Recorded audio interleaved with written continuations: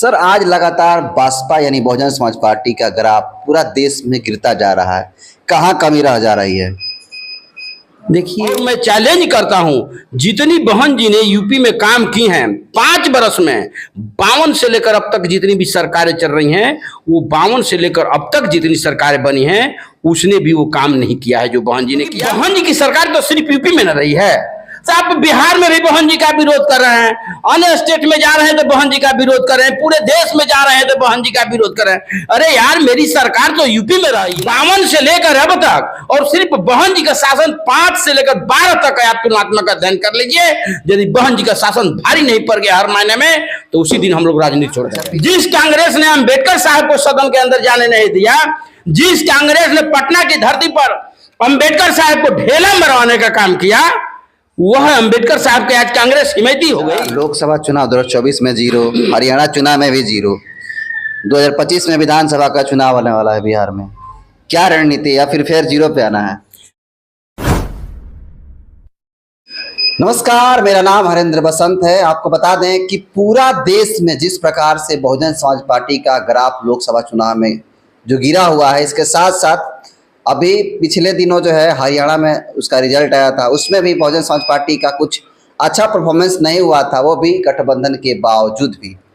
देश में पूरी तरह से बसपा का ग्राफ गिर रहा है। इसी संबंध में बात करने के लिए हमारे साथ मौजूद हैं बसपा के दिग्गज और काफ़ी अनुभवी और वरिष्ठ नेता लालजी राम जी। तो सबसे पहले आपका स्वागत है सर।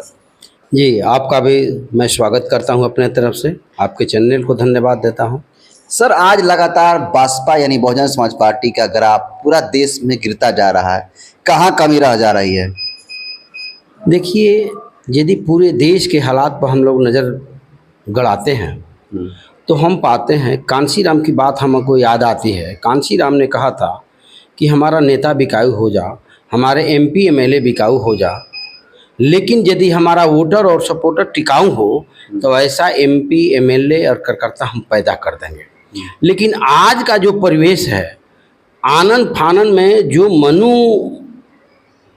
के जो लोग हैं, उनके बहकावे में आकर जो हमारे वर्कर जो गुमराह हो रहे हैं, वही हमारी ताकत छीड़ हो रही है। वो बहुजन के मिशन और मूवमेंट को वो लोग अभी तक पहचान नहीं पाए हैं कि बहुजन का मिशन और मूवमेंट क्या है।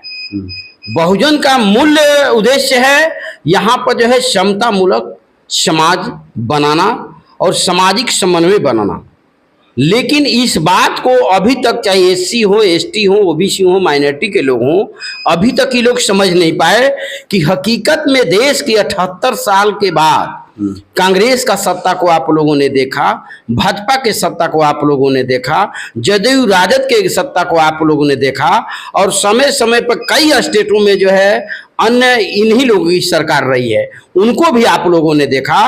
लेकिन मैं दावे के साथ कह रहा हूं, मैं चैलेंज के साथ कह रहा हूं कि यदि उनका तुलना कर लिया जाए, यानी 52 से चुनाव हो रहा है, अब तक तुलना कर दिया जाए सिर्फ यूपी की एक सरकार से, बहन जी की जो सरकार बनी, सिर्फ 5 से 12 के बीच में जो है, जो बहन जी ने जो सरकार चलाया, और बहन जी ने जो रोटी कपड़ा मकान शिक्षा सुरक्षा सम्मान धन धरती को बांटकर और शिक्षा के दायरे को जो है आईना की तरफ दिखाया कि देखो शासन और सत्ता क्या कहलाता है।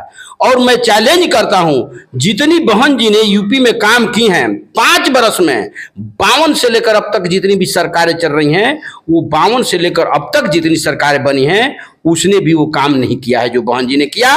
लेकिन दुर्भाग्य है कि समाज इसको अभी नहीं पढ़ पा रहा है। नहीं जानता था देश के अंदर कोई कि SC ST OBC माइनॉरिटी कौन होता है। नुनिया बिन मला चौहान नाई धोबी कुहार कानू बढ़ई, ये किस जाति का नाम है। लेकिन बहन जी ने ऐसे कांशीराम साहब ने ऐसे लोगों को सत्ता का स्वाद चखाने का काम किया और बताने का काम किया कि देखो राजतंत्र क्या होता है। अरे संविधान के तहत जो लोकतंत्र क्या होता है, लोकतंत्र की परिभाषा सही मायने में यदि कोई बताने का काम किया तो आदरणीय बहन कुमारी मायावती जी ने किया।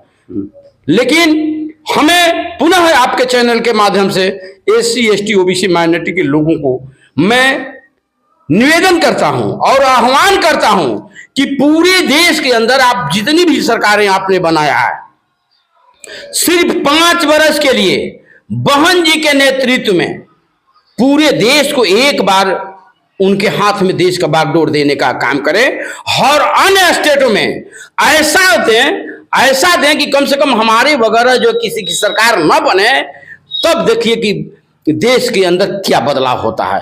एक बार आप तमाम देश के लोग या तमाम बिहार वासियों के लोग या पूरे देश के हर स्टेट के लोग आपके चैनल के माध्यम से यदि मेरी आवाज को सुन रहे हैं, तो मेरा विनम्र हाथ जोड़कर निवेदन है कि एक बार बहन जी के नीतियों में विश्वास करें। आप गुमराह के शिकार ना हो, आप गुमराह के शिकार हैं।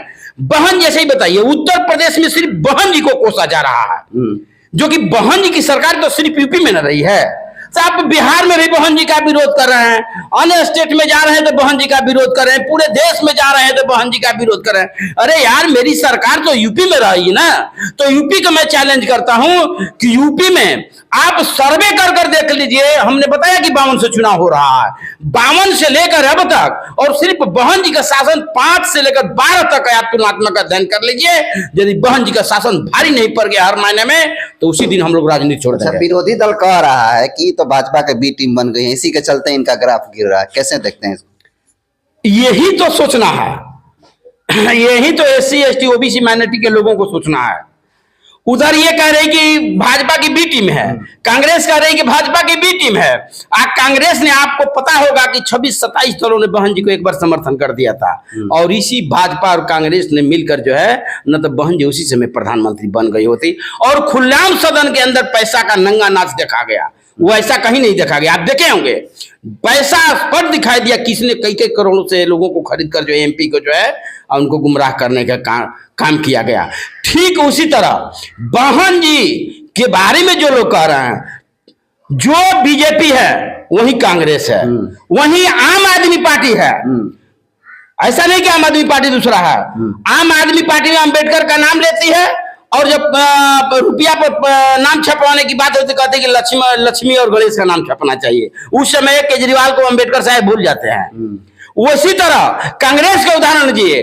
कांग्रेस ने जो है संविधान के नाम पर पूरे देश में वोट मांगा और आम जनता को गुमराह किया, और सदन के अंदर में, लोकसभा के अंदर का प्रमाण दे रहा हूं कि लोकसभा के अंदर जब राहुल गांधी जाते हैं तो वहां शंकर भगवान, दुर्गा, काली का फोटो दिखाते हैं, वहां अम्बेडकर साहब को वो भूल जाते हैं। अरे SC ST OBC माइनॉरिटी के लोग कब समझोगे? जब 45 वर्षों तक कांग्रेस ने राज किया तो क्यों नहीं संविधान को लागू किया? क्यों 86 बार संविधान को संशोधन कांग्रेस ने किया? क्यों नहीं संविधान को लागू करने का काम किया? आज जो है बड़ी ही तहसीब बन रही है संविधान का। जिस कांग्रेस ने अम्बेडकर साहब को सदन के अंदर जाने नहीं दिया, जिस कांग्रेस ने पटना की धरती पर अम्बेडकर साहब को ढेला मरवाने का काम किया, वह अम्बेडकर साहब के आज कांग्रेस हिमायती हो गई। ये छलावा है, ये दिखावा है, और SC ST OBC माइनॉरिटी को गुमराह करने का ये तजुर्बा है। यही नहीं, जो हमारे अल्पसंख्यक समाज के लोग हैं, मैं उनसे निवेदन करना चाहता हूं, देश की आजादी से पहले आप सर्विस में 13% थे, और देश की आजादी के बाद कांग्रेस की सरकार रही, -1% आप आ गए। आपको क्या दिया कांग्रेस ने? मैं उनसे आपके चैनल के माध्यम से प्रश्न करना चाहता हूं। और वहीं आप लोग जो है उत्तर प्रदेश में बहन जी की सरकार का आंकड़ा ले लीजिए कि वहां अल्पसंख्यक यानी मुस्लिम समाज को बहन जी ने कितना लाभ देने का काम किया, और कितना शिक्षा में सुधार करने का काम किया, हर क्षेत्र में उनका विकास करने का काम किया। अच्छा, लोकसभा चुनाव 2024 में 0, हरियाणा चुनाव में भी 0, 2025 में विधानसभा का चुनाव होने वाला है बिहार में। क्या रणनीति, या फिर 0 पे आना है? नहीं, देखिए ऐसा नहीं है। बहन जी हमारे जिंदा देवी हैं। लोग इस तरह देवी को मानते हैं, लेकिन बहन जी हकीकत में हमारी जिंदा देवी हैं। बहन जी और कांसी राम जी इस धरती पर नहीं आते तो हमें नहीं लगता है कि जो SC ST OBC माइनॉरिटी की आवाज़ जो यहाँ तक आज पहुँची है वो कभी देखने को भी मिलती और सुनने को मिलती। इसलिए आदरणीय बहन जी जो भी कदम उठा रही हैं, हमको भले न दिखाई दे रहा हो, हमारे लोगों को नहीं दिखाई दे रहा हो, वो गुमराही के शिकार हो रहे हैं, लेकिन बहन जी का एक एक कदम जो है समाज हित में आ रहा है, समाज हित में जा रहा है। आपको कभी कह रहा है कि बहन जी गठबंधन नहीं कर रही हैं, आपको कभी कह रहा है कि बीजेपी की बी टीम है, आप कभी कह रहे हैं कि बहन जी आवाज नहीं उठाती हैं। ये सब हमारे लोगों को गुमराह करने का एक नुक्सा खोजा है लोगों ने। बहन जी बताइए कि बहन जी जितना जो है जहां भी शोषित वंचित चाहे किसी समाज का हो, एससी एसटी ओबीसी माइनॉरिटी के लोगों पर जहां भी अत्याचार हो रहा है, वहां बहन जी के लोग पहुंच रहे हैं कि नहीं, वहां बहुजन समाज पार्टी पहुंच रही है कि नहीं, वहां बहन जी संज्ञान में ले रही है कि नहीं। सबसे पहले संज्ञान बहन जी लेती हैं, बसपा के लोग वहां पहुंचते हैं। बिहार में क्या रणनीति है आप लोगों की? देखिए बिहार में कांसी राम के जो मार्गदर्शन था, बहन जी का जो मार्गदर्शन है, हम लोग जो है जाति से समझौता कर कर और जाति से समझौता कर, पार्टी से समझौता हमारा भले ना हो, बहन जी का जो आदेश है, हम लोग जाति से समझौता कर कर और जो जितनी जिसकी संख्या भारी उतनी हिस्सेदारी के तहत हम लोग चुनाव लड़ेंगे और निश्चित तौर पर 2025 में बगैर बहन जी का किसी की सरकार बिहार में नहीं बनेगी। बहुत बड़ी बात कह रहे हैं। मैं दावे के साथ कह रहा हूं, जिस रणनीति पर हम लोग वर्क करेंगे, जिस रणनीति के तहत हम लोग काम करेंगे, हम लोग चिन्हित किए हैं कि कैसे क्या करना है और उसी बेस पर हम लोग काम करेंगे। उसको बेस मानकर, उसको आधार मानकर हम लोग बिहार में चुनाव लड़ेंगे और निश्चित तौर पर राम जी गौतम साहब के नेतृत्व में और अनिल जी के नेतृत्व में बिहार में हम एक जो है, जो कभी आप नहीं सोचे होंगे, वो चीज हम लोग बिहार में कर कर दिखाएंगे। आप भी चुनाव लड़ने वाले हैं राजपुर विधानसभा से, ऐसा सूत्रों का कहना है। देखिए अभी हम 2015 में चुनाव लड़े, 2015 में आंधी में चुनाव में लड़े थे, उस समय हम तीसरे स्थान पर थे, लेकिन पार्टी है, पार्टी का जो आदेश होता है हम लोग करते हैं। हम लोग मिशनरी साथी हैं और कांसी राम और बहन जी में समर्पित भावना से हम लोग लगे हुए हैं और जब तक जिंदगी हम लोग समर्पित हैं और हमारी तैयारी चल रही है। हमारी तैयारी राजपुर विधानसभा में जोरों से चल रही है, जनता का आशीर्वाद भी मिल रहा है, जनता जो है कह भी रही है कि नहीं हम लोग एक बार जो है आपको देखना चाहते हैं और जनता के जो है अदालत में हम हैं।